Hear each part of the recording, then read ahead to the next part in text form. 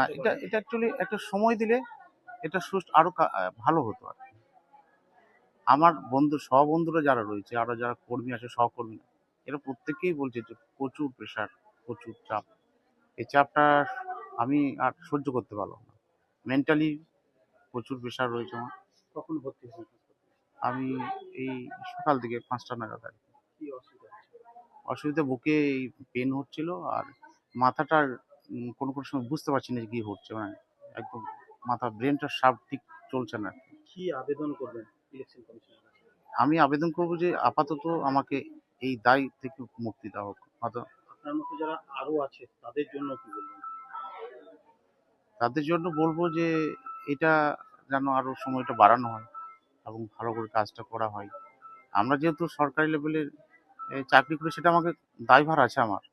কিন্তু এতটা দায়ভার হয়ে গেলে কি হবে? আমাদের তো জীবন মরণের ইয়ে হয়ে যাচ্ছে।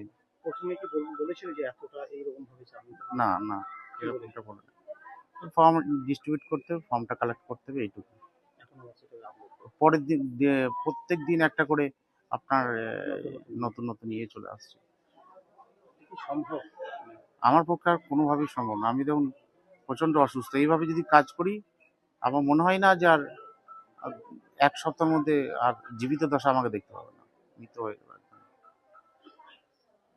এখন কি ঠিক আছেন? না, বুকে মাঝে, মাঝে পেইন হচ্ছে। আর মাথাটা তো প্রচণ্ড প্রেশার। সেই প্রেশারে কাজ করছে না ঠিকমতো।